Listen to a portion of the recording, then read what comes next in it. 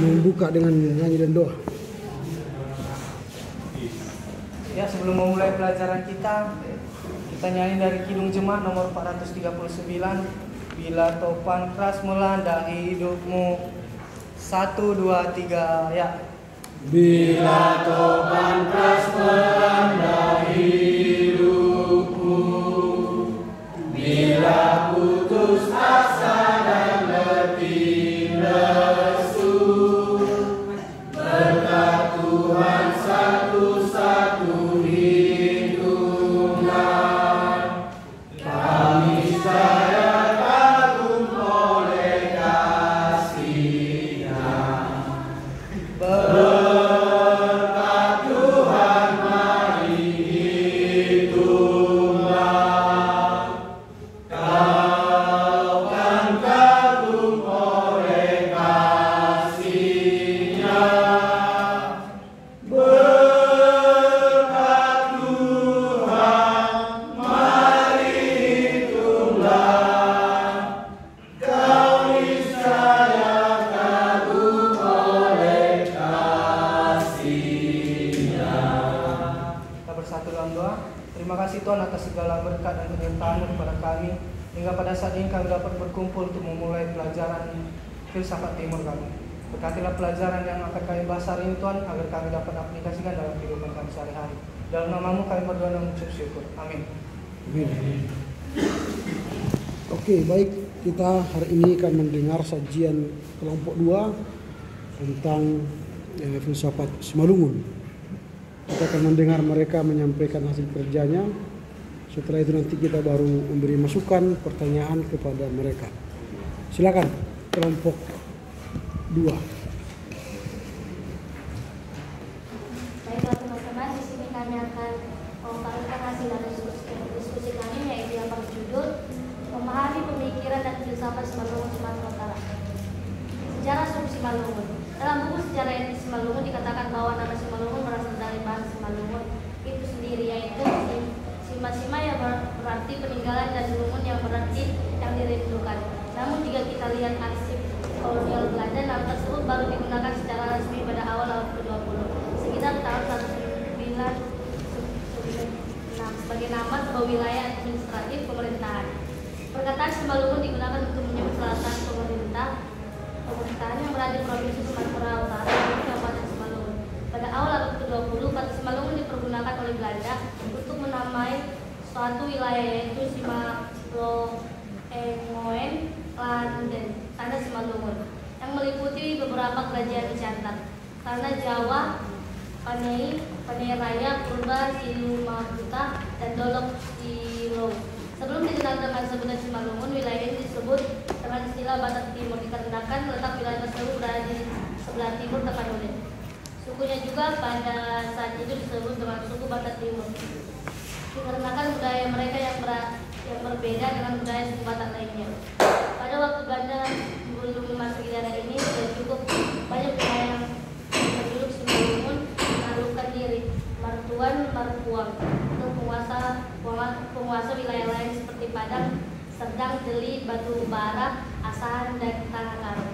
Sebagian dari mereka membawa dengan budaya yang mempengaruhi situ dan meninggalkan identitasnya sebagai orang Simalungun. Namun ada beberapa dari mereka yang tetap juga mempertahankan identitas budaya sukunya sendiri, yang termasuk dalam sistem pemerintahan buta atau kampung. Dalam Pustaka Perpadanan Nabolang, Pustaka Simalungun kuno, dikisahkan bahwa perpadanan Nabolang cikal bakal yang Simalungun. Pada saat zaman itu merupakan kerajaan tertua di Sumatera Timur yang mempunyai wilayah yang sangat luas, yang mulai dari Gayo, daerah Selat Malaka, hingga sampai ke daerah Toba. Namun dalam perkembangan sejarah yang terjadi sejak abad ke-15 sampai abad ke-20, satu persatu daerah yang berada di lingkungan kerajaan Simalungun menciut hingga menyisakan daerah Kabupaten Simalungun yang sekarang. Letak geografis suku Simalungun. Secara geografis, wilayah Simalungun dapat digolongkan menjadi dua bagian wilayah, yaitu Simalungun atas, terdiri dari Raya, Purba, Silo, dan Simaputa, dan Simalungun bawah yang terdiri dari Bandar, Siantar, Panei, serta Tanah Jawa. Menurut ide luas wilayah Ondera Premien Simalungun telah dispesifikasikan tercatat seluas 4.441.380 hektar dengan perinciannya sebagai berikut. Landas pusat Siantar 93.000 hektar, tanah hijau 258.140 hektar, panen 47.400 hektar, Raja Syahid 58.900 hektar, Golong Silau 35.460 hektar, jadi 270 hektar, dan Semenuk Putra 25.000 hektar. Terdiri dari dua bagian, yaitu di sebelah barat yang memiliki dataran tinggi dekat dengan Danau Toba dengan ketinggian antara 1.200 sampai 1.400 meter, serta di bagian kiri yang merupakan daerah rendah yang sangat subur dengan ketinggian 100 meter di atas permukaan laut. Dataran tinggi pada umumnya daerah pertanian kering dan daerah timur lahan pertanian besar dan persawahan yang dikelola oleh pendatang dari Kabupaten Toba ataupun Tapanuli. Temuan yang berada di Kabupaten Semarang adalah Dolok Batu Martin 1.608 meter, Dolok Marpalato, Dolok Sair, Dolok Batu Lodi, Dolok Sipole, Dolok Semana yang merupakan batas antara Semarang, Asahan dan Tapanuli.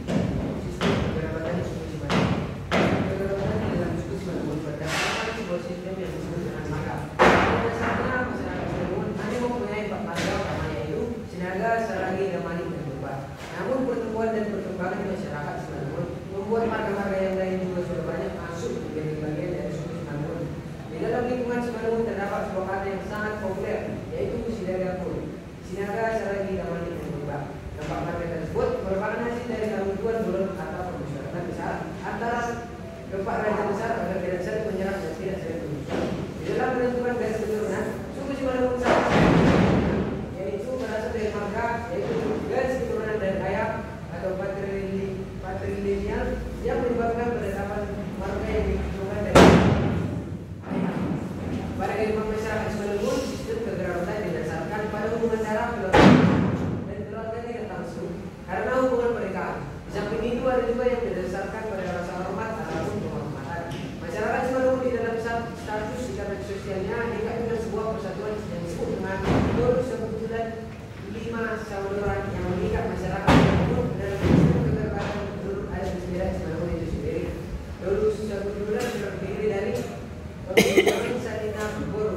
Sedangkan 5 Saudoran terdiri dari Tontong, Salina, Boru serta Boru atau anak Boru Indori. Ini merupakan struktur lembaga adat yang memberikan beban besar atau isinya suatu upacara adat itu menurut beberapa perhelatan adat yang akan dilaksanakan. Bahasa dan aksara Semalungun. Orang Semalungun memiliki media komunikasi sehari-hari atau lebih dikenal dengan bahasa ibu, yakni bahasa Semalungun. Bahasa Semalungun termasuk dalam rukun bahasa Melayu atau Polinesia, yakni cabang terbesar dalam rukun bahasa Austronesia. Melihat bahasa Semalungun dari segi intonasi dan bicaranya, maka Batak Semalungun dinyatakan lebih lembut dan mirip dengan bahasa Mandailing dan Angsa, Akka, serta jauh berbeda dengan bahasa Toba, Pakpak, dan Karo. Dalam berbahasa, orang Semalungun wajib menghormati dan menerangkan bahasa sesuai dengan situasi bahasa seperti ini dipengaruhi oleh struktur atau tatanan sosial masyarakat. Aksara yang digunakan di Semalungun merupakan salah satu varian aksara Batak yang disebut surat Makkiyah, yakni keseluruhan aksara terdiri dari 19 huruf. Masker Semalungun pada mulanya dengan menggunakan aksara Indonesia. Ini ditulis pada pustaka yang disebut Laklak. Tiada kehidupan sosial suku Semalungun. Secara sosial ekonomi kehidupan rakyat Semalungun itu adalah dengan mata pencarian sebagai seorang petani dengan menanam padi, jagung serta ubi. Makanan pokok mereka adalah beras. Sistem pertanian yang dilakukan ialah dengan berbeda melalui perambahan hutan belantara untuk digunakan sebagai lahan pertanian. Satu peta bidang tanah paling lama akan diolah selama 3 tahun. Lalu kemudian berpindah tempat lagi ke lahan yang baru hasil garapan. Ladang bukan saja digunakan mereka sebagai tempat untuk bertani saja, namun mereka juga memanfaatkan sebagian lahan peternakan dan tempat tinggal mereka atau baru. Akibat dari itu, ada banyak masyarakat yang tidak menghuni rumahnya di kampung dikarenakan mereka lebih sering di perladangan. Di samping melakukan pekerjaan di ladang, sebagian kecil dari masyarakat Simalungun mengelola lahan persawahan seperti di daerah Berbasadu dan Pisang dengan luas tanah yang relatif lebih kecil dari luas perladangan, dan mereka menggunakan secara tradisional di dalam mengelola lahan persawahan tersebut. Di dalam kehidupan rakyat Simalungun tertanam sifatnya agraris dengan pesan meninggalkan dunia ramai yang mempengaruhi sikap dan pola hidup rakyat Simalungun yang tertutup atau introvert. Keadaan ini dapat pula memicu cara berpikir masyarakat Simalungun yang sangat lambat di dalam mengambil suatu keputusan. Adat istiadat budaya suku Simalungun. Budaya terdiri dari adat istiadat bahasa berdasar hasil seminar budaya Simalungun. Ditetapkan bahasa budaya Simalungun didasari Abraham de Bona, Abraham adalah pangkal, karena Doma dibaca jadi betul lambang kabupaten Simalungun. Sonai pakon sapa ngabei manotok kitei, sama-sama membangun jembatan atau bergotong royong, mau membangun untuk membangun. Falsafah budaya Simalungun tercermin pada falsafah di Simalungun, yaitu dari Duan, 5 sauduran, tol saudulan jika pada saling tempat aima. Yang pertama sanina, yakni kelompok orang-orang yang berposisinya sejajar. Yang kedua tondong, yaitu yakni kelompok orang-orang yang posisinya di atas. Yang ketiga baru kelompok orang-orang yang posisinya di atas. Upacara di Simalungun. Upacara merjabuan atau pernikahan dalam etnis Simalungun ada beberapa aturan yang berlaku saat ini menjelaskan aturannya, yaitu 1. Perbadanan. Yang pertama yaitu perbadanan naposo. Perbadanan naposo adalah saat seorang anak muda membangun sebuah perjanjian kepada seorang anak gadis. Di dalam perjanjian ini si anak muda akan menyediakan barang berupa gelang atau cincin yang akan diserahkan kepada anak gadis tersebut sebagai bukti perjanjian. Sedangkan si anak gadis akan membuatkan pulau kayu berperjanjian sebagai bukti perjanjian juga. Tapi saat ini sudah digunakan cincin untuk bukti perbadanan sebagai ganti wio atau ulang. Yang kedua, memberi goloman. Setelah semua perlahan sebagai bukti perjanjian itu ada, dibuatlah sebuah pertemuan di sebuah tempat yang sudah ditentukan. Pihak keluarga laki-laki menyerahkan demban atau siri dan kemudian pegangan sebagai bukti perjanjian tersebut. Begitu juga dengan pihak perempuan akan menyerahkan segala sesuatu barang sebagai bukti perjanjian tersebut, diawali dengan menyerahkan demban atau sayur. Yang ketiga, perjabu persahapon. Perjabu persahapon adalah permusyawaraan tentang dilaksanakan dan nanti segala sesuatu yang harus dipersiapkan untuk menjalankan aturan adat yang berlaku selanjutnya. Di sini semua keluarga antara pihak guru dan pihak laki-laki akan berbagi tugas untuk melaksanakan pesta peradatan. Yang keempat, mangkong atau panen saud. Membawa makanan kepada pihak guru oleh pihak laki-laki para rob berupa ayam yang diatur sedemikian rupa atau manuk nabi nator. Yang kelima, mengalor boru. Menurut peradatan Simalungun, orang tua kandung dari pangan bilang anak tidak ikut mengalor boru. Yang harus dibawa dalam siri hewan yang hidup atau ayam, air bawang, aren, uang dan beras. Yang keenam, mengalo boru. Saat pihak perempuan mengantar pengantin wanita pihak laki-laki dengan diiringi musik, Simalungun posisi pihak laki-laki menari menyambut pengantin wanita adalah menyembah yang diperlakukan untuk menyambut pihak wanita. Yang ketujuh, manuk nabi. Memberikan makanan kepada pengantin berupa ayam yang sudah diatur di dalam piring. Manurduk, manuk nabi natur.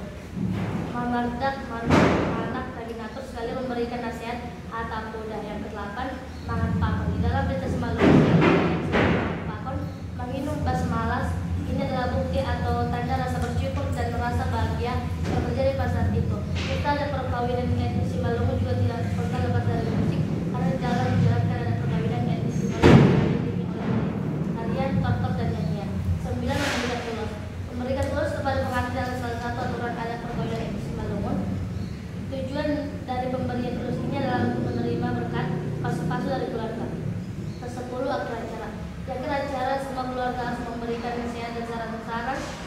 pengantin baru untuk memulai hidup baru bersama keluarga baru dan baik dari pihak laki-laki maupun perempuan. 11. Mati ketangga adalah hal yang paling akhir sekali dilakukan untuk pengantin baru yang baru saja diberi berkat atau motivasi oleh keluarga yang sesuai aturan adat Simalungun. Mati ketangga adalah memberikan nasihat-nasihat serta masukan-masukan kepada pengantin baru sebelum menjalani kehidupan dan bisa dengan keluarga masing-masing. Mereka akan mendapat nasihat dari muda. Upacara kematian Maruju Kolu Sayur Matua. Kematian adalah salah satu bagian siklus lingkaran kehidupan seorang manusia. Bagi masyarakat Batas Simalungun, upacara kematian menjadi penting karena sebagian ini adalah akhir dari setiap kehidupan manusia dan pasti akan dialami oleh setiap individu. Pandangan masyarakat suku Batas Simalungun terhadap peristiwa upacara kematian khususnya untuk Sayur Matua memiliki syarat-syarat yang harus dijalankan. Mereka tidak semua yang dapat meninggal secara sempurna atau Sayur Matua. Meninggal sebagai Sayur Matua bagi masyarakat Batas Simalungun adalah sukacita dan kesempurnaan. Sayur Matua adalah orang tua yang sudah meninggal dunia yang telah beranak cucu baik dari laki-laki maupun anak perempuan. Pelaksanaan upacara dan Sayur Matua harus dilalui beberapa tahap, yaitu persiapan martombo raja, pemotongan hewan kerbau, perlengkapan upacara. Adapun pelaksanaan upacara dan kematian Sayur Matua itu sebagai berikut. Upacara Nijabu di dalam rumah, upacara maralaman di halaman rumah, dan pasca upacara kematian. Kepercayaan sulitlah dirumuskan dengan pasti dalam asli orang Simalungun. Sebagian menyebut termasuk Dewi Semar Saragi, agama Perdegu, si Sombak Gadagana, si Pacu Begu atau si Pelebegu. Sebagian lagi menyebut agama Abonalon atau Empat Abonalon karena acaranya berdasarkan pada kitab Abonalon Dogono. Sebenarnya nama Perdegu atau si Pacu Begu sudah dipakai para agama suku Simalungun. Dengan kata lain, para Zeniling yang pertama kali memakai nama Perdegu atau Pacu Begu untuk agama asli orang Simalungun. Abonalon Dogono yang artinya adalah menara itu berada di atas segala-galanya. Yang benar ini adalah permulaan segala permulaan pada awalnya suatu aliran kepercayaan yang boleh Islam, tetapi dengan masuknya agama baik Kristen atau Islam pada masyarakat Simalungun, maka sekarang Abonalon Dogono menjadi suatu falsafah atau penjeruman sehari-hari. Pegangan yang menjalani keagamaan hanya datu atau imam yang dapat berhubungan mengenai batas, sedangkan masyarakat umum memuja kelompok marga, Kono Jabu, roh nenek moyang satu keluarga, dan Simbah roh sakti yang dipercaya menghubungi suatu lokasi tempat lama. 1. Naibata. Dalam mitos penciptaan manusia tadi, orang Simalungun mengenal 3 penguasa tertinggi, yakni Tuan Ine, Tuan Tobal Dunia, dan Tuan Naga Patopak Inaji. Tuan Sisahine dipercaya sebagai alat tertinggi dari ketiga. Ialah pemberi usaha Tuhan yang memulihkan terciptanya alam semesta dan manusia. Tuan Tobal Dunia adalah ilah nomor 2 berkuasa atas alam semesta dan hidup manusia di bumi. Ilah yang paling rendah ialah Tuan Naga Patopak Inaji, berkuasa ialah kematian atau bawah tanah. 2. Simagot, dan Sidumpak. Orang Simalungun percaya bahwa roh orang meninggal tidak mati, tapi beralih kepada suatu keadaan yang disebut Tondoi. Ia dapat dipanggil sewaktu-waktu melalui ritual. Tondoi dipercaya dapat mendatangkan berkah apabila dipedulikan. Sebaliknya, ia akan marah dan mendatangkan malapetaka bila tidak dipedulikan. Penyembahan kepada Simagot ditunjukkan kepada Tondoi atau roh leluhur dari suatu rukun marga. Penyembahan kepada Tondoi Jabu ditujukan kepada roh nenek moyang suatu keluarga. Sedangkan penyembahan ditujukan kepada roh orang sakti yang mendiami suatu tempat tinggal para simbahan atau tempat ramah. 3. Gaib. Selain kepercayaan kepada Simagot, Tondoi Jabu dan Silumbak, dengan kepercayaan roh-roh juga mengakui adanya kekuatan gaib atau roh halus lainnya. Roh halus itu juga dipercaya dapat membantu pertolongan kepada pemujanya. Beberapa di antaranya adalah Tondoi Simanganzang. Roh ini percaya mendiamkan dan menguasai suatu lahan kosong atau sering disebut Tondoi Tanu. Dia percaya memberi izin dan pertolongan bagi pemuja yang tak mempunyai ladang di lahan kosong.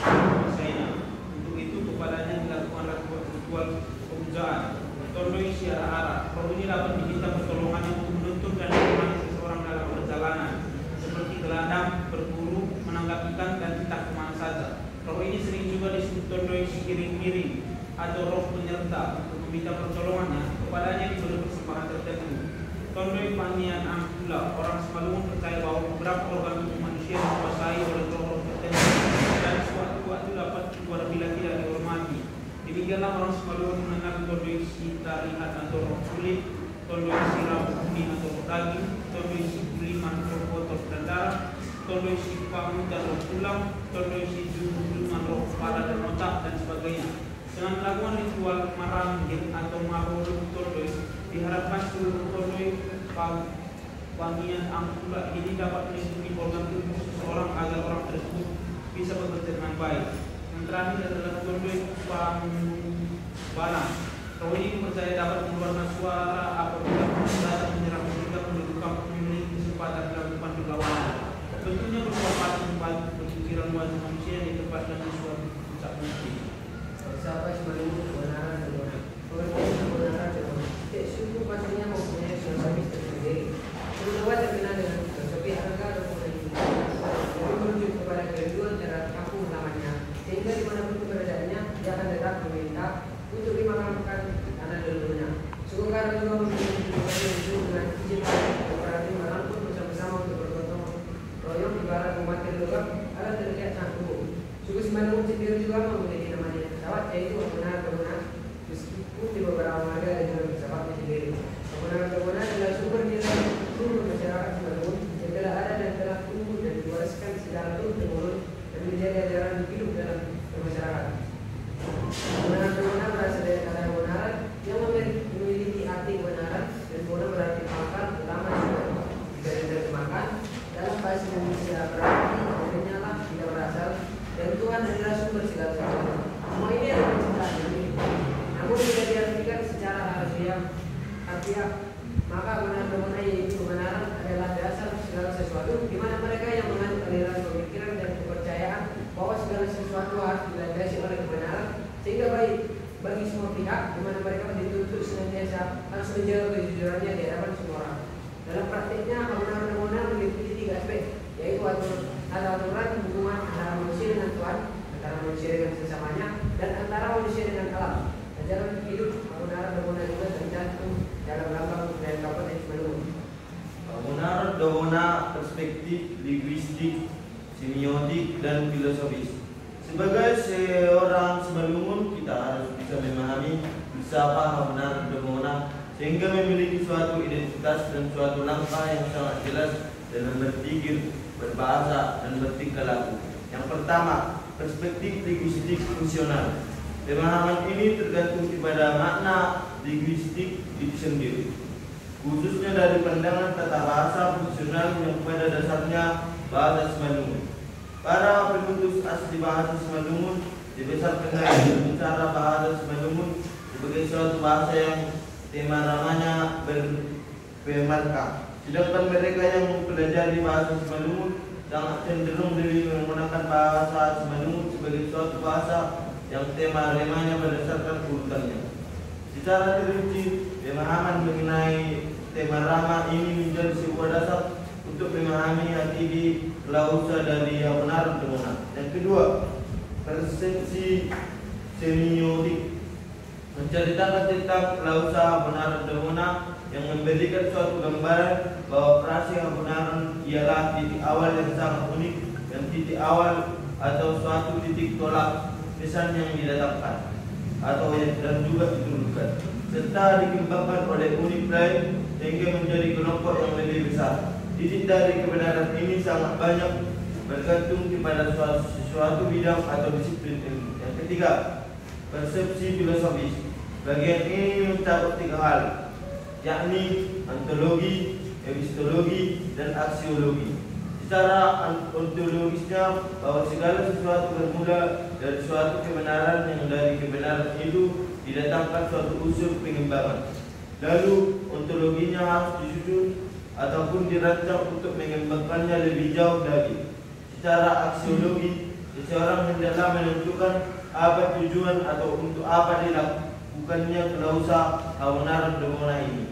Kebenaran domona makna filosofi pelaksanaan adat istiadat Simalungun. Nilai penghormatan status pada adat Simalungun di dalam menentukan istiadat di dalam masyarakat Simalungun ialah dan cuma dipilih oleh peranan dan kedudukan seorang dalam upacara adat tersebut.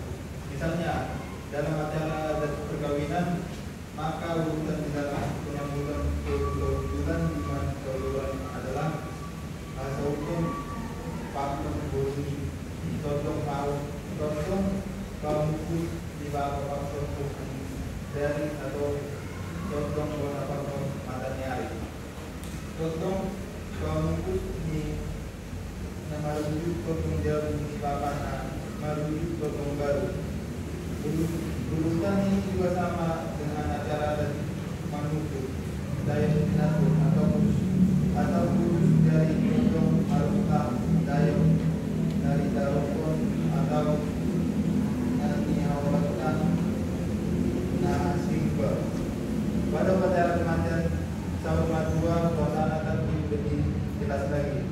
Rombongan Nasution dengan guru dipimpin anak guru jauh memimpin rombongan peranan menurut Todong yang datang dengan junjungan berbuat tetapi dengan sikap sombong sebanyak 3 kali.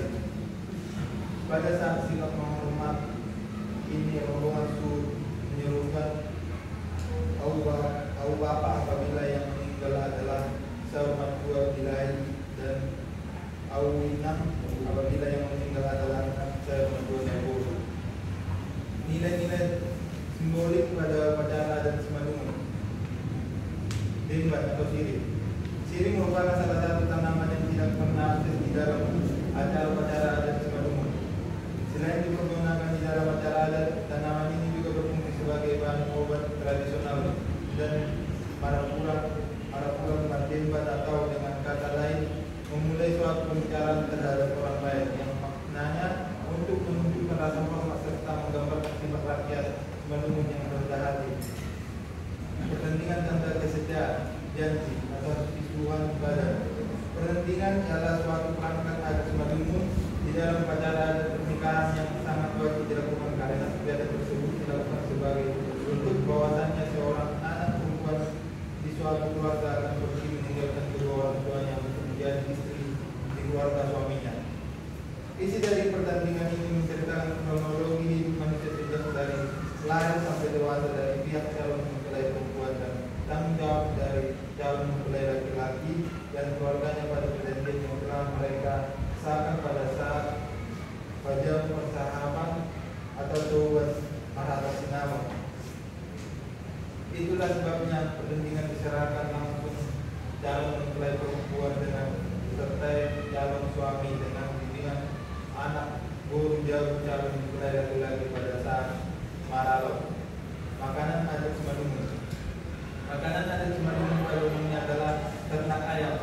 Penyebab orang Simalungun menjadikan ayam sebagai makanan adat karena ayam menggambarkan kegigihan dan disiplin dalam mengerami telurnya serta menjaga sarangnya dari serangan hewan lain. Ayam menggambarkan sikap pekerjaan keras dalam memberikan nafkah terhadap anak-anaknya. Ayam menggambarkan sikap yang sangat optimis dan disiplin di dalam menjalankan kesehariannya. Ayam dapat menerima pengaruh agama apapun yang menggambarkan sikap orang Simalungun yang dapat menerima agama apapun, bahkan jika agama itu terdapat dalam keluarga besarnya. Sikap toleransi dalam beragama orang Simalungun sangat bisa menjadi contoh. Dio Morsa atau kain putih dalam keluarga Saruman tua. Di antara suku-suku yang berada di Sumatera Utara hanya suku Simalungun yang hanya memiliki adat pada bayi Porsu. Makna dari Porsa itu sendiri menurut Mansin Purba dan Kotiye secara lagi adalah sebatas pertanda bahwa yang meninggalkan dunia sudah Saruman tua atau mati tua. Pertanggungjawaban atas perpakaian. Pada waktu pesta dan perkawinan Simalungun, pihak tondok atau simpar guru menyerahkan perpakaian berpakaian kepada putrinya sebagai bentuk tolong kepada anak perempuannya yang akan menjadi jiwa atau inang di rumah keluarga pihak suaminya. Pada zaman sekarang, barang merupakan dari tondong kepada bulunya dan helanya atau menantu ditunjukkan dengan memberikan jiwa dan hela atau bulu atas bulu gosong bulu pakun kain sarung dan bulu kepada bulunya atau pita dikatakan gohansa sedulurati. Kemudian ini diberikan semasa tadi yaitu emas, jumlah uang apai nabayu atau tingkat putih, budon tinggal atau perlengkapan rumah tangga untuk mereka setelah menjahit, lemari, tempat tidur dan lain sesuai dengan kemampuan tiap kotor. Dia berfungsi dalam upacara adat serba pada waktu yang menggunakan masih hidup. Dia selaku guru selama di rumah totongnya dalam urusan adat dan menerima dia dari totongnya. Setelah dia meninggal, maka pekerjaannya sebagai guru juga berakhir. Untuk itulah totong pamungkus atau kalau yang meninggalkan laki-laki atau totong jabu atau kalau yang meninggalkan perempuan akan memberikan dia berbudi kepada gurunya yang telah almarhum tersebut. Dinatu bumi dan guru pada adat Semalungun. Di dalam kehidupan Semalungun, kedudukan dari kaum wanita itu sangat penting karena perempuan dalam istilah Semalungun dikatakan namburu atau sering disebut dengan daboru. Istilah na atau da memiliki sebuah arti yaitu sama. Yang bermakna namburu atau daboru ialah suatu perpadanan yang sangat memperhitungkan kedudukan suatu perempuan di suku Semalungun. Istilah Semalungun anak guru jabu dan anak guru sanina lebih jelas menggambarkan kondisi perempuan ini. Seorang perempuan walau sudah menjadi klan suaminya tetap punya peranan strategis di rumah totong, bahkan walau dia sudah meninggal. Kedudukannya itu digantikan oleh anaknya. Anak guru jabu adalah anak dari amburu dari totong. Bernilai solidaritas dan kolektif atau gotong royong. Kebudayaan gotong royong ini masih hidup hingga saat ini di lingkungan pedesaan Semalungun, seperti maharawan atau marsialo kari. Tradisi saling memberikan bantuan berupa uang kepada suhu yang akan melakukan pesta adat atau waupana dilaksanakan pada saat Ria Tumajau, khususnya kepada keluarga dekat dan Tonggo Raja atau Ria Huta. Suhu mengundang keluarga dekat atau orang sekampung atau kampungnya yang berdekatan dengan memberikan selembar daun sirih atau demban. Kesimpulan, masyarakat Semalungun sangat mempunyai tekad yang kuat dan semangat yang tinggi dalam menjalani kehidupan sosial dan adat. Hal tersebut dapat kita lihat pada pola hubungan kekerabatan yang berlaku di tengah-tengah masyarakat Semalungun.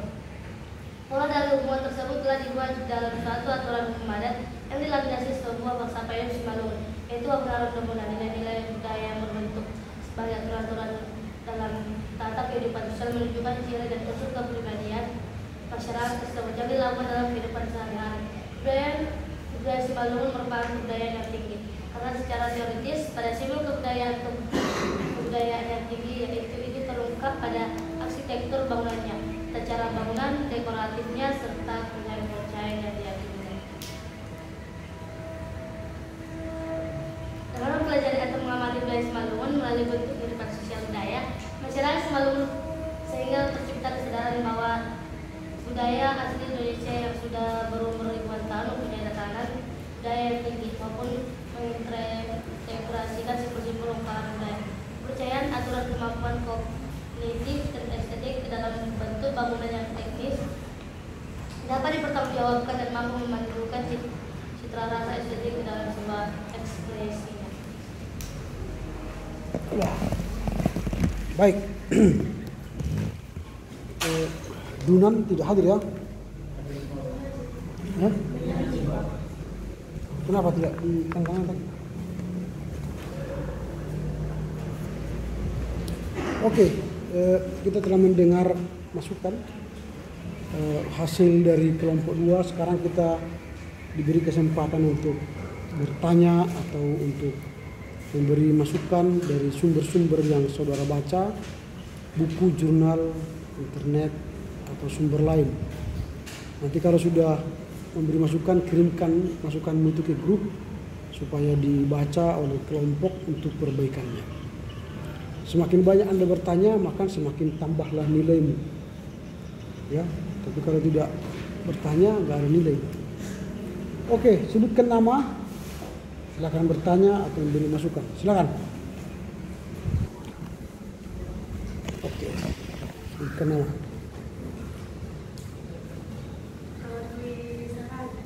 Siapa? Dwi Akseni Saragi, Pak. Dwi Akseni Saragi, Pak. Oke. Silakan. Baiklah, terima kasih kepada Bapak dosen dan teman dari kelompok 2 yang telah memberikan kepada saya. Di sini saya bertanya dengan judul memahami pemikiran dan filsafat dari suku Simalungun. Mungkin kepercayaan atau keyakinan dari suku Simalungun tidak dapat kita ketahui secara luas, baik dari orang Simalungun itu sendiri. Yang ingin saya tanyakan ialah bagaimana dahulu pandangan atau pemikiran atau filsafat orang Simalungun tentang keberadaan dan siapa itu Tuhan menurut orang Simalungun pada zaman dahulu. Oke, lanjut. Baik, ya, perkenalkan nama saya Emilia Suradina, Pak. Emilia Suradina. Jadi saya ingin bertanya pada poin 2.3, yang dimana sistem kekerabatan suku Simalungun. Di sini penyaji menuliskan bahwasanya pada dasarnya masyarakat Simalungun hanya mempunyai 4 marga utama, yaitu Sinaga, Sarayi, Daganik, dan Purba. Jadi pertanyaan saya, di sini tadi ada 4 marga, yaitu salah satunya itu ada Sinaga. Jadi pertanyaan saya, apakah marga Sinaga di Simalungun, di Batak Simalungun dengan Sinaga di Batak Toba itu sama? Kalau misalnya sama, apa alasannya, dan kalau misalnya berbeda, apa alasannya? Lanjut. Nama saya Emilia Suradina. Kita tadi sudah melihat bahwasanya banyak sekali penggambaran tentang makna dari ayat bagi masyarakat suku Simalungun. Dan pada ada yang namanya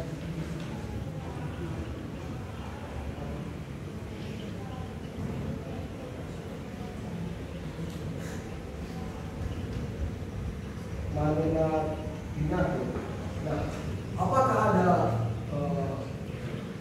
makna dari pemberian ayat yang telah digambarkan tadi kepada pemberian laki-laki atau makna rahasia di balik pemberian ayat tersebut? Coba dari terima kasih. Lanjut. Ya, baik, nama saya Thomas Mencuta. Saya ingin bertanya di 8 bagian akhir. Di sini dikatakan bahwasanya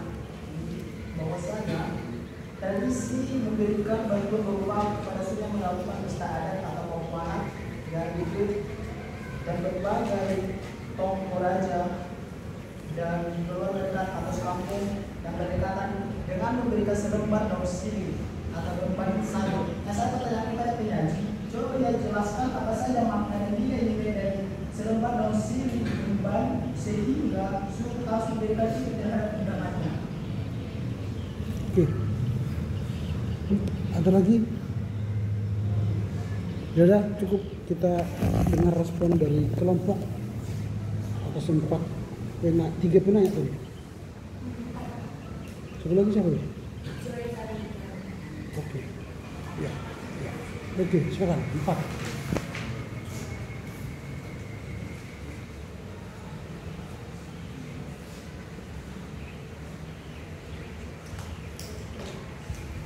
Baiklah, terima kasih untuk teman-teman yang bertanya. Yaitu pertanyaan yang pertama, yaitu bagaimana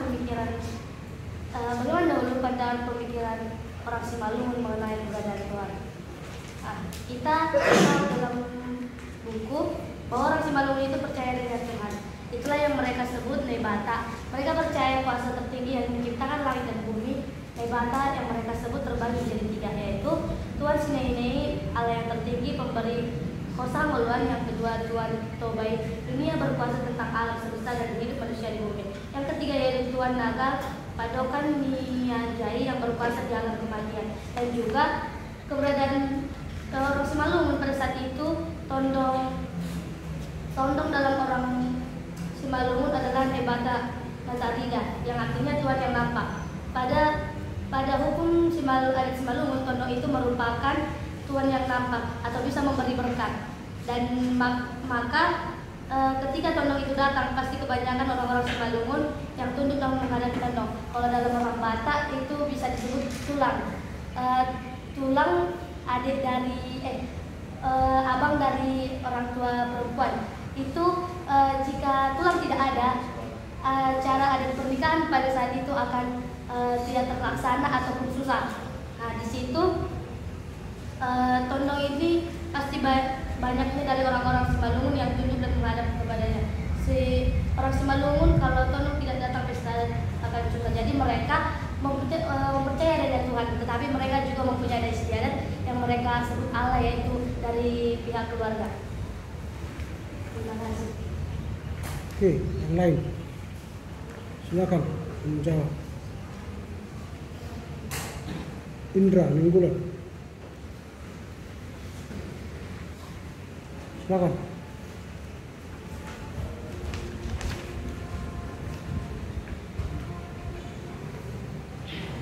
Dinan Sembiring.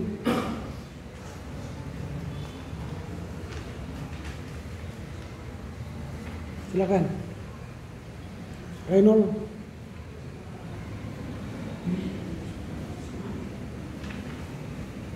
Samuel.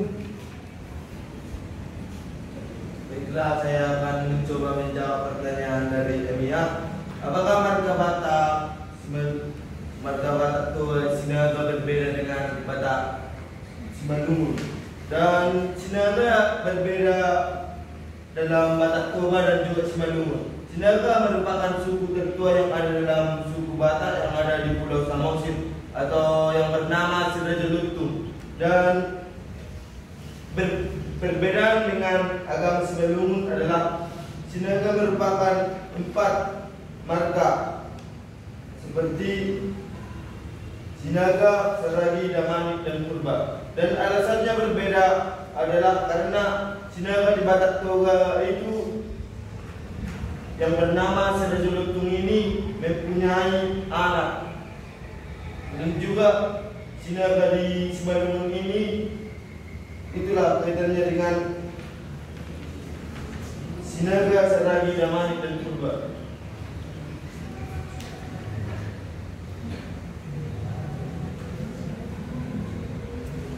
Samuel Tawarak.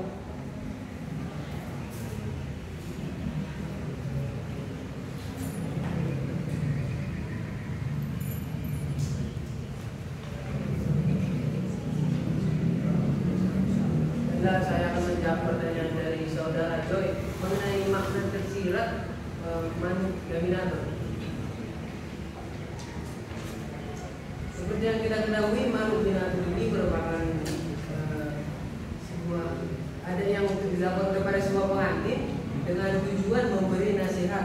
Disebut Gaminano karena pengerjaannya mesti dilakukan dengan cermat, nurut, teratur sehingga pemotongan mengikuti anatomi ayam sehingga penghidangannya disusun secara teratur di atas skala dan menyerupai wujud ayam tersebut ketika masih hidup.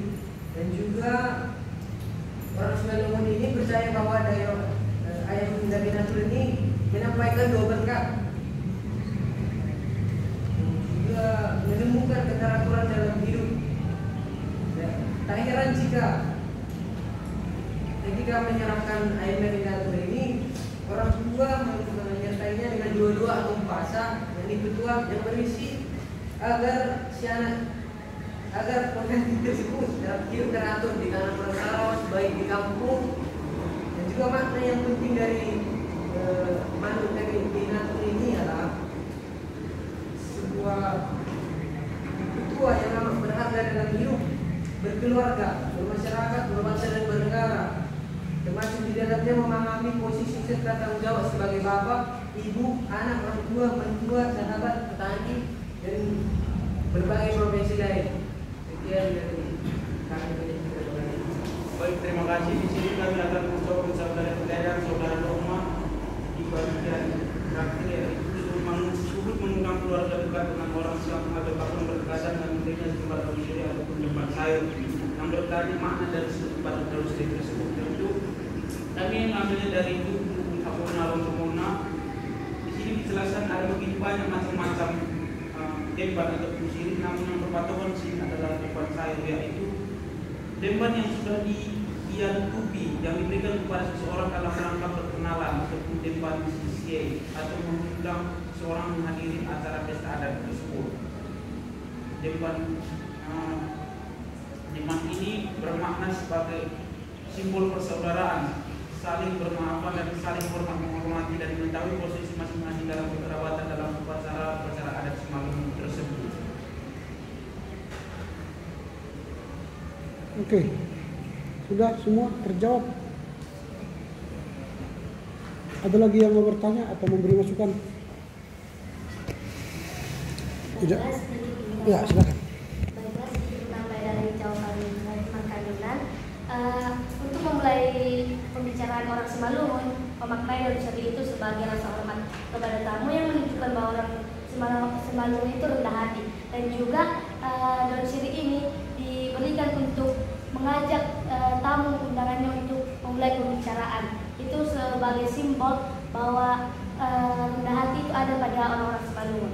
Terima kasih. Oke, kita beri dulu tepuk tangan untuk kelompok Luen.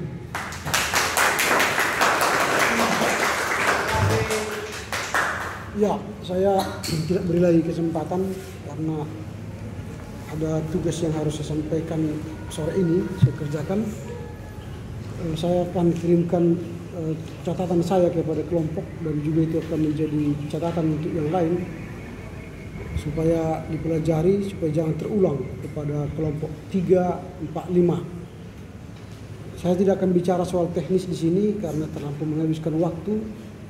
Saya akan bicara soal substansi. Yang pertama, judul dari kelompok ini terlampau luas. Jadi tidak tahu kita mana yang mau dibahas. Memahami pemikiran filsafat Simalungun, Sumatera Utara. Itu nggak tahu kita mana yang mau dipahami. Apakah Manuk Nada Naniatur, apakah Habona Rondobona, apakah Sapangambei Menuktuk Hitei, atau banyak sekali. Apakah soal kematian, apakah soal kelahiran, nggak tahu kita mana yang sedang dibahas oleh kelompok ini karena besarnya atau luasnya cakupannya. Nanti kelompok supaya memilih salah satu mana yang mau dibahas. Itu ya. Lalu itulah yang akan diutarakan di latar belakang. Kalau kalian tidak fokus pada satu topik, maka kalian tidak akan bisa menemukan masalah penelitian atau menemukan persoalan akademis yang harus diselesaikan secara akademis. Kalau misalnya kalian mau bicara soal sayur matua, kematian, atau manuk naniatur, artinya kalian hendak mengangkat topik ini, boleh saja. Sehingga nanti dalam latar belakang kalian bahas bagaimana manuk naniatur itu, apa artinya manuk naniatur misalnya. Lalu mulailah dari pemikiran akademis, dari Das Solen dan Das Sein itu. Seharusnya manuk naniatur itu bla bla bla bla. Dan fungsinya itu dalam kehidupan sehari-hari ialah bla bla bla bla. Supaya kehidupan orang Simalungun itu teratur. Jadi bukan kehidupan yang amburadul, yang sembarangan, kehidupan yang berantakan, tetapi kehidupan yang tertata, disiplin, yang mau tunduk kepada aturan, kehidupan yang memiliki norma-norma etika dan sebagainya. Tetapi dalam kenyataan sekarang ada banyak orang Simalungun yang tidak teratur misalnya. Contohnya mahasiswa SCT misalnya Medan yang datang dari KPS, kan itu contoh. Supaya kalian bisa menemukan masalah. Atau nanti contohnya misalnya di SMP kelas 2 9 Pematang Siantar. Itu kan contoh. Jadi ada masalah yang kalian temukan, ada sekelompok orang yang tidak teratur. Ada sekelompok orang yang tidak seperti falsafah orang Simalungun, seperti manuk miniatur. Tapi mereka seperti manuk yang tak beraturan. Nah itu yang kelihatan. Sehingga kalau sudah menemukan apa itu das solemnya dan das senya,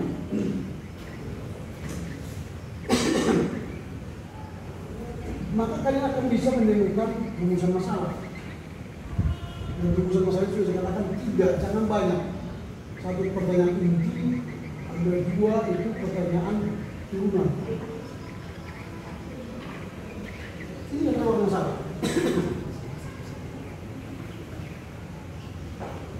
Jadi kalau sudah tahu sejatinya orang Simalungun itu seperti manuk miniatur, tetapi faktanya ada orang yang tidak teratur. Tadi misalnya contoh mahasiswa STT atau murid siswa SMP kelas 2 di Pematang Raya misalnya, mereka tidak teratur. Orang Simalungun itu sejatinya adalah orang yang teratur.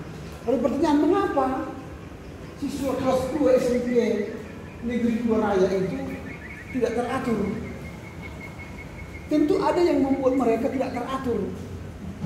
Apakah mungkin orang tuanya sudah amburadul, broken home, atau mereka tidak pernah dididik etika Kristen, atau tidak pernah diajarkan di sekolah bagaimana budi pekerti. Ada banyak faktornya kan? Itu nanti menendam apa yang menyebabkan mereka tidak teratur. Kalau di sini apa upaya sekolah, kalau sekolah, atau gereja, atau pemerintahan untuk membuat anak-anak itu teratur kembali seperti manuk miniatur. Dan pertanyaan ini harus dijawab nanti di bab 2.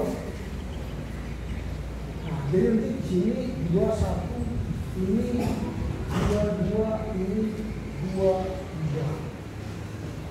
Jadi kalau sudah kalian jawab ini secara mendetail, lalu masuklah bab 3. Ini sudah kesimpulan dari cara. Kesimpulan ini datang dari hasil dan bahasan. Kesimpulan bukan lagi repetisi, pengulangan, bukan lagi ringkasan, tapi kesimpulan. Kesimpulan ialah bahwa murid kelas 2 SMP 2 Pematang Raya tidak teratur karena mereka pada umumnya berasal dari keluarga yang broken home, atau mereka pada umumnya orang yang belum mendapat pendidikan yang bagus, yang tidak diajarkan budi pekerti, bla bla bla bla. Itu kesimpulan. Lalu dari kesimpulan itu syarat. Kalau sudah seperti itu ditemukan, maka sarannya ialah sekolah harus membuat kurikulum tentang budi pekerti. Gereja ketika mengajar CD harus mengajarkan budi pekerti atau disiplin atau etika Kristen. Itu syarat, karena sudah menemukan hasil penelitian tadi. Ada orang yang tidak teratur, seperti filsafat orang Simalungun, manuk miniatur. Ini contoh, ini saya ambil manuk miniatur. Apakah nanti kalian ambil dari filsafat yang lain? Terserah. Kalau kelas A tadi sudah mengambil misalnya Bohabonaron Bono, kelas C mengambil Sapa Ngambei Menoktok Hitei, lalu kelompok yang lain sudah ada apa yang mereka bahas. Terserah kalian nanti mau bahas apa. Begitu ya. Jadi perbaikilah entah rombongan nanti kalian ulas tapi dari perspektif lain, tapi nanti di akhir selalu buat bagaimana pandangan refleksi teologis kalian terhadap apa yang kalian temukan itu. Kalau misalnya tadi Manut dan Niatur, refleksi teologis, ternyata Manut dan Niatur itu secara Kristen cocok karena Manut dan Niatur itu mengajar orang supaya berdisiplin, teratur. Etika Kristen pun mengajarkan kita supaya teratur. Ada tata gereja membuat kita teratur, berarti kan hampir sama. Nah, itu kalian buatlah uraian kalian, tanggapan kalian secara Kristen. Itu namanya refleksi teologis. Kalau itu sudah kalian latih, nanti bagus ini paper kalian ini kirimlah ke apa, ke Akademi Edu atau ke jurnal-jurnal. Penulisnya kalian aja, penulisnya bagus nanti. Supaya bagus akreditasi kita,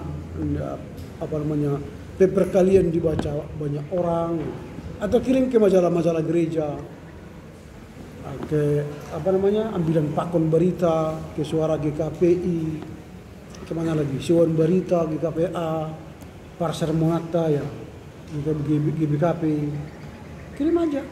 Nanti orang baca, wah ini anak saya menulis di sini bersama teman-temannya kan.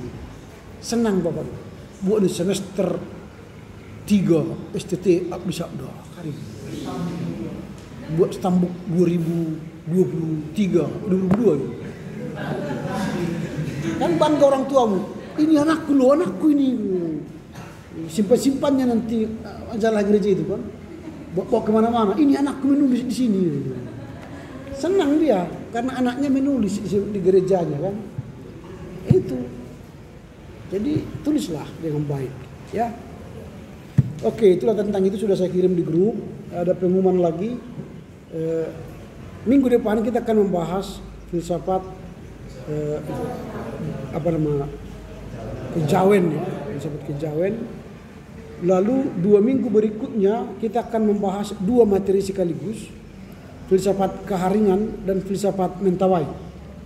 Mengapa? Karena kita tidak menggantikan pertemuan kita 2 minggu yang lalu. Jadi kita harus menambah pertemuan. Sehingga tanggal 27 November kita sudah membahas materi selesai semua. Jadi itu pertemuan terakhir nanti 2 filsafat itu, keharingan dan mentawai. Dan setelah itu tanggal 4 Desember nanti itu. Setelah itu tanggal 11 Desember kita UAS. Dan UAS itu seperti yang katakan tidak lagi paper tapi ujian tertulis. Karena itu mulailah membaca, membahas, menghafal, mulai dari filsafat Hindu, lalu filsafat Jawa, filsafat Islam corak Jawa, lalu soal filsafat Karo, Simalungun, Kejawen, keharingan dan mentawai. Hafal sekarang, jangan nanti setelah mau ujian. Setelah ke ujian nanti saukap begini-gini kau nggak masuk lagi, nggak ada gunanya. Karena otak itu tidak bisa menyimpan yang terpaksa, dipaksa-paksa nggak bisa menyimpan. Tapi sekarang pelan-pelan baca, tanggal 11 Desember tinggal seperti rudal itu, nembak kayak peluru kan, kaliber F16. Karena sudah banyak peluru disimpan.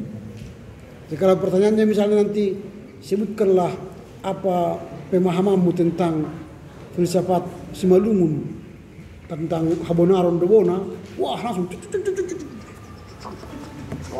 tinggal apa? Enggak henti-henti tanganmu. Tapi kalau setelah baca Habonaron Dobona,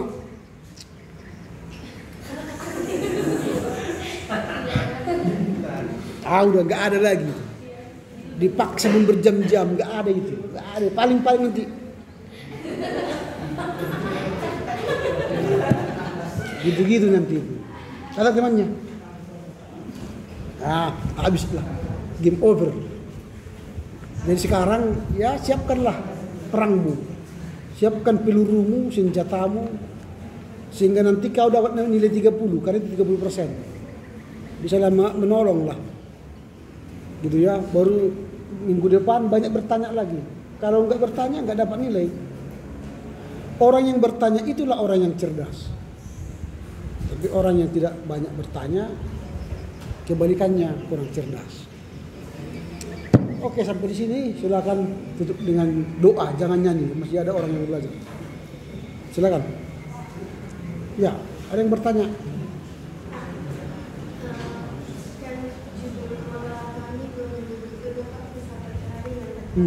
Jadi kami dari harian itu Pak, filsafat dari orang suku Dayak Pak. Dari? Suku Dayak Pak. Gak suka keharingan itu orang Jawa Barat. Iya, gak ada keharingan di Dayak. Tapi kami yang berkaitan dengan suku Dayak.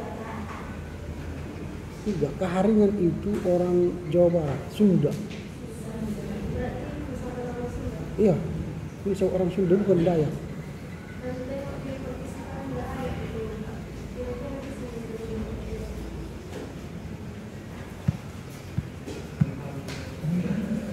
Kira-kira di sini. Ya. Ya, bisa dari artikel. Iya, bisa. Lebih bagus artikel, karena kalau buku itu jarang diupload ke dunia maya kan. Tapi artikel pasti banyak lah. Carilah, pasti banyak. Artikel itu banyak, jurnal-jurnal itu banyak. Tapi jangan ambil dari Blogspot, Wikipedia, dan WordPress. Kalau kalian ngambil dari internet, dari jurnal, jangan copy paste semua. Jadi kalian parafrase semua. Parafrase kalimat baru tapi tanpa menghilangkan makna dan arti. Itu melatih kalian menjadi orang ahli ya. Kalau copy paste semua, itu nanti namanya plagiarisme atau similarity. Jangan pakai model gitu. Jadi kalau ada baca dulu, baca, renungkan, baru buatlah bahasamu, lalu rujuklah jurnal itu atau artikel-artikel itu. Banyak itu. Kalau klik-klik nanti banyak itu. Kalau buku mungkin tidak ada, karena buku itu tidak mereka publish di digital ya. Karena mungkin mereka tidak cetak lagi dan sebagainya. Begitu ya, kalian cari aja lah. Berusaha atau pergi main ke USU, perpustakaan USU, pasti banyak itu.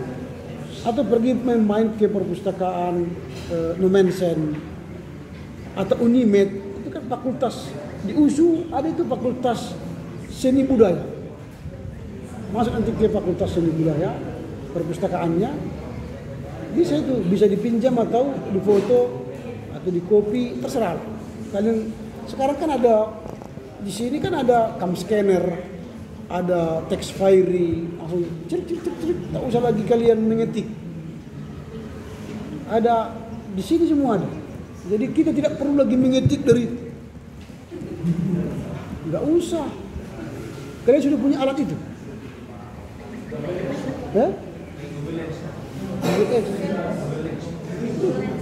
Itu jadi tak usah lagi ketika tinggal ceret pindah ceret gitu.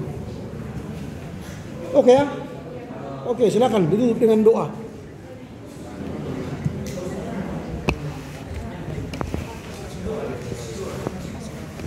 Ya, langsung doa. Masih ada orang belajar. Nanti ikut mereka pulang nanti. Sebelum kita meninggalkan ruangan ini, mari kita bersatu di dalam doa. Terima kasih Tuhan, terima kasih Yesus atas penyertaan-Mu pada sore hari ini. Ya Bapa, kami sudah selesai melakukan tugas belajar mengajar kami, dan kami akan meninggalkan ruangan ini. Kemanapun kami akan pergi, semoga kami selalu dalam penyertaan-Mu. Begitu juga Tuhan, dosa-dosa kami yang banyak itu, apa itu tidak terhalang, anugerah dan kasih ingin Kau berikan kepada kami. Terpuji dan termuliakanlah nama-Mu sekarang dan sampai selama-lamanya. Amin. Amin. Oke, selamat sore.